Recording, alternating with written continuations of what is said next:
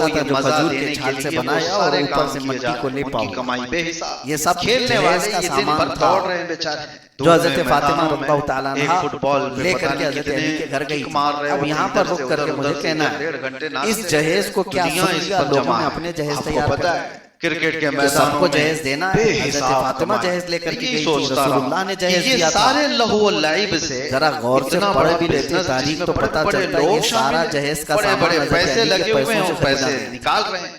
ہونا تو یہ چاہیے دولے میاں آپ اپنے پیسوں سے انسان کی اپنی بیوی کے باپ کو اپنے سسرے کو دے دو پیسے. جتنا بھی جہیز آپ کو دینا ہے یہ میرے انسان یہ چاہتا ہے سنت ادا کرنا ہے حضرت علی کی, تو تماشے پیسے بھیجو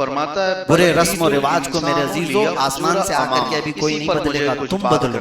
ایک جو بازار تم اپنی زندگیوں میں بدلو۔ ہوا ہے پورے انسان، ہاں یہاں پر ایک مجبوری آ جاتی ہے نوجوانوں کی، مجھے پتا ہے کھیل کود تماشے جوان تو ہمارے پاس لگا وعدہ کر کے دنیا چلا اس سے بھری پکا ارادہ بھی ہے، ناچنے والوں کی تعداد ذرا کم نہیں، ہر شہر میں ہر اس کا بات چھوڑتا ہے ابھی کی بات، اور یہاں لباس سفر میں یہ سب ایک جگہ نوجوان دیکھنے کو ملتا ہے۔ کبھی کبھار ہم نظر دوڑا کر اب ہر ایک کا نام لے لیں، لوگوں کا ویژن کیا ہے، ان تک تو ہمارے باتیں پہنچی جاتی، ماحول میں ہم پلے ہوئے نوجوان ایسا لگتا ہے 25 کہ سال کے جوان آس